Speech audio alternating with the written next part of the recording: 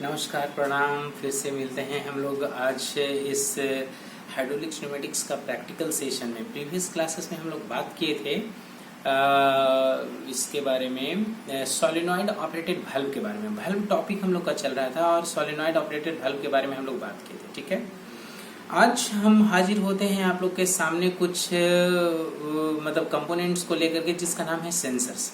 और सेंसर्स आज के डेट का सबसे लेटेस्ट टेक्नोलॉजी है। मतलब कहीं भी अगर ऑटोमेशन होता है या कोई भी काम जो अपने आप होता है, वहाँ पे सेंसर ही रिस्पॉन्सिबल होता है उस काम को करने के लिए। तो आज हम लोग बात करेंगे सेंसर है क्या, सेंसर दिखता कैसा है, सेंसर काम कैसे करता है इन जनरल, राइट। मतलब एक just practical point of view से ये डिस्कशन है। हाँ, थ्योरी पॉइंट ऑफ व्यू से और अगर इम्प्लीमेंटेशन पॉइंट ऑफ व्यू से, तो ये हम लोग काम कुछ जब लैब्स में आप लोग अवेलेबल होंगे तो वहां पे हम लोग करेंगे और कोर्सेज करेंगे हम लोग इसी तरीके का कुछ प्रोवाइड, मतलब आप लोग को कुछ मटेरियल प्रोवाइड करवाएं, है ना। We are just trying to provide you all kind of materials, right? So this is the first approach that मतलब we are carrying nowadays. ठीक है, कोई बात नहीं। तो सबसे पहले देखिए, यहाँ पे एक सेंसर्स है जो ऐसा दिख रहा है। आप लोग ध्यान से देखें इस चीज को। ये सेंसर्स है जो इस तरीके से ऐसे दिख रहा है, इसका अपना एक नाम है ना। और ये सेंसर है, ये देखिए आगे में नोड ये दिख रहा है ऐसे करके, और पीछे में मतलब जो मेनली सेंसर्स है ये आपका ये वाला पोर्शन है, ये वाला पोर्शन आपका सेंसर है। और ये जो चीज आप देख रहे हैं ना, ये सब सारे इसके फिटिंग्स हैं जो कि उस किट पे जहां पे ये फिट होता है वहां पे यूज करने के लिए, कि इसको हम लोग प्लग एंड प्ले कर सके, आराम से उसको इंसर्ट कर सके और वहां पे उसको यूज कर सके, जस्ट प्रोब कनेक्ट करके उसको सप्लाई दे सके और उसको आउटपुट ले सके। उसके लिए ये सब सारा फिटिंग्स हैं। लेकिन मेन कंपोनेंट आपका सेंसर ये है। सामने से आप यहाँ पे देख भी सकते हैं कि सेंसर दिखता कैसा है, ठीक है ना, ऐसा है। अब इसमें मतलब ये जो सेंसर्स हैं ये कौन सा है, क्या है, इसके बारे में भी जस्ट थोड़ा सा लाइट इन्फॉर्मेशन देते हैं। ऐसे mainly sensors has been classified into two. One is called proximity switches and another one is called non proximity switches.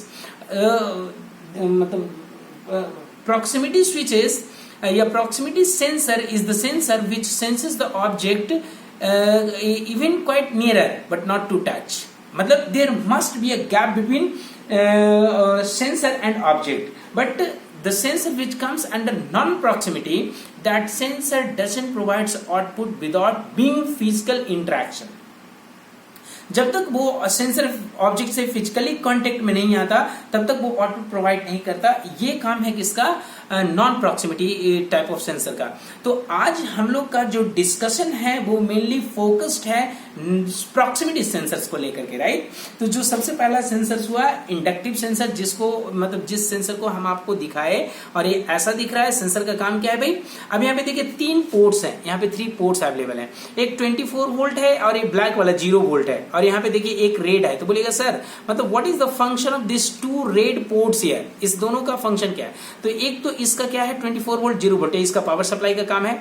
और ये पोर्ट है इसका आउटपुट प्रोवाइड करेगा। मतलब when this sensor senses the object, what some object has come before, it will provide output, and that output can be used for the further application, just to make an output of, even to make an output of, ऐसा करके। मतलब it depends on a user कैसे use करना चाहता है, right.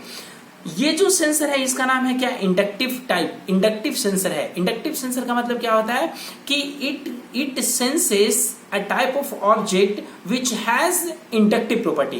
Inductive property, it means what, in which what induction takes place. Induction takes place मतलब that object might be made of metal, क्योंकि metal में इंडक्शन होता है। तो वो ऑब्जेक्ट मतलब this sensor is dedicated for sensing a kind of object which has inductive property. In short we can say this can sense metal only.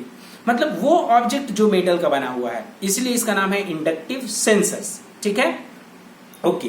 दूसरा जो sensors हैं हमारे पास वो है आपका ऑप्टिकल सेंसर। ये देखिए ऑप्टिकल सेंसर, और ये लुक वाइज थोड़ा सा डिफरेंस है। उसके फ्रंट में आपका ग्रीन था और इसके फ्रंट में आपका ब्लैक है। बट ऐसा कुछ नहीं है कि मतलब कलर का कोई कोड नहीं है, राइट। ये ऐसे ही है।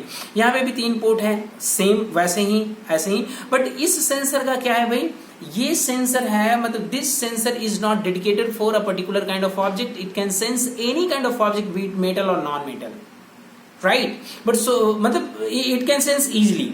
ये और ये प्रॉपर्टी किसका है? ऑप्टिकल सेंसर का, ठीक है ना। मतलब इसका नाम है ऑप्टिकल सेंसर, कहने का मतलब इसका जो फंक्शनैलिटी है इंटरनल, मतलब ये फंक्शन है इसका इंटरनल, वो मतलब लाइट के थ्रू होता है। मतलब एक साइड से मतलब आपका लाइट इमिटिंग डायोड होता है या समथिंग, इंफ्रारेड मतलब सेंसर होता है जो क्या करता है लाइट को इमिट करता है, और दूसरे साइड में क्या होता है एक सेंसर होता है जो उस लाइट को क्या करता है रिसीव करके और उसको एक इलेक्ट्रिकल सिग्नल में कन्वर्ट करता है और फिर फर्दर उसको पास करता है ना। उसके बेसिस पे उसके फिलॉसफी पे काम करता है। बट हम लोग को उतना अभी फिलहाल नहीं जानना, हम लोग को ये जानना कि ये ऑप्टिकल सेंसर है, then what does it do? Simply it does is it what senses any kind of object, be it metal or non-metal, and what provides output through it, ठीक है। this is what an optical sensor is।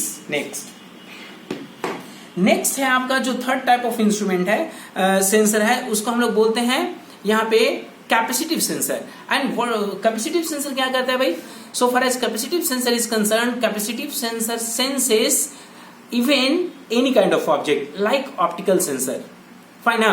So the difference between these two sensors, you may ask a question, sir could you tell me the difference between optical sensor and capacitive sensor, because so far as these two are concerned both senses the same kind of object, but the main difference between these two sensors are this sensor senses the object even quite nearer, but so far as this sensor is concerned, this senses the object even being far. It means range matters between these two. This has lesser range, this has higher range. That is why this is optical and this is capacitive. Fine, this is the main difference. And even the cost matters also. This sensor is quite this sensor is available at quite cheaper price, but this sensor is quite expensive. Fine, ऐसा है। Next हम लोग देखेंगे, ये तो हो गया आपका प्रॉक्सिमिटी का तीन मेन सेंसर जो हम लोग देखें, और भी मेन सेंसर्स है। अब यहाँ पे आपको आप लोग को जस्ट इंटरेक्ट करवा रहे हैं मतलब mother of all the component eight which even property and everything depends upon, right. So this is the basic component of the sensor, because sensor has been came into existence out of this component. This is the basic component is called limit switch. Limit switch, on the concept of limit switch, this sensor has come into even play, or we can say has come into existence, right?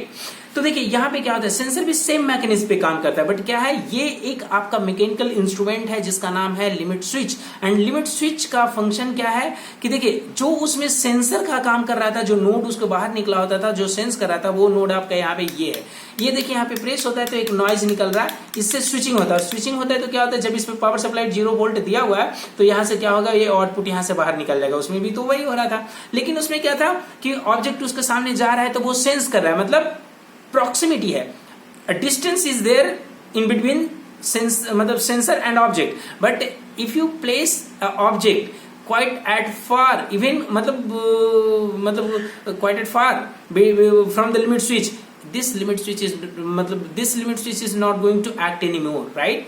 So until and unless object comes into contact, this component will not provide output, ठीक है ना। That is this is called limit switch. तो इसको mechanical action में या mechanical जो मतलब application में हम लोग ज्यादा यूज करते हैं लिमिट स्विच को, ठीक है ना। बट इसी के कंसेप्ट पे आज के डेट में सेंसर्स का यूज हो रहा है, ठीक है। लिमिट स्विच के बारे में कहा भी जाता है कि limit switch is a mechanical switch which passes electricity through it being pressed. Being pressed कहने का मतलब कोई ना कोई चीज है जो इसको प्रेस कर रहा है तब सिग्नल पास हो रहा है, right.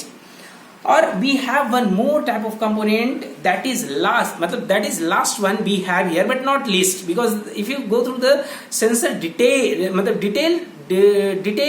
Detail of the sensor, you will find n number of sensors and there is no limit of it, but it depends on the user in which application you wanted to use or what kind of application you wanted to get it done through, get it done through the sensor, right? So that is why we select respective sensor. जो last sensor है यहाँ पे देखिए, इसको हम लोग बोलते हैं reed switch sensor, and this sensor also belongs to mechanical family, ठीक है ना. But why this sensor has been placed here, यहाँ पे देखिए छोटा छोटा सा डिवाइस है, देखिए छोटा छोटा सा ऐसे कर करके और पैरेलली मतलब वर्टिकल सॉरी हॉरिजेंटली इस सिलेंडर पे आपका प्लेस्ड है. यहाँ पे देखिए एक कंपोनेंट यहाँ पे है, एक कंपोनेंट आपका यहाँ पे, अगर ध्यान से देखिएगा तो ये दो कंपोनेंट आपको यहाँ पे ऐसे करके दिख रहा है, राइट. ये दो चीज है, दो मतलब दो इंस्ट्रूमेंट है. अब ये क्या है, एक ऐसे काम करता है, तो इसको हम लोग बोलते हैं क्या, मैग्नेटिक रीड स्विच सेंसर. अब यहाँ पे ध्यान से समझिए कैसे काम करता है. ये मैग्नेटिक मतलब इसमें मैग्नेट होता है, जब मतलब when we provide electricity to the port, both have been connected parallelly, right. So both gets electricity at the same time, and when this object moves and goes before either initial or final मतलब position, respective sensor gets energized. Why?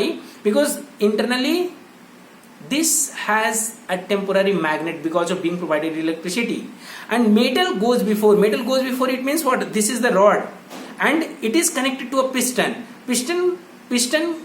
can be here at initial position or at final position. So wherever piston stays at, it respective sensor gets into excited state. And see, here is the small LED have been mounted on the sensor, so even that LED reflects, respective sensor is on. So what can I get to know having seen it? Just we can understand to see the LED respect the position of piston is either initial or final, right. So this kind of switches, this kind of sensor is used at a place like cylinders or different kind of cylinders. So this was the last sensor that we have in our lab, is called a reed switch mechanical sensor. And if you wanted to know some more even about the respective sensor, you can go anywhere, either through Wikipedia and all, right, because there are a number of sources and from there we can access the information. Even with this we finish here today, and we'll see you in the next session. If you have any question, any suggestion, just write below in the comment box. I would love to answer them. Thank you so much for patient hearing. Thank you so much once again, you all.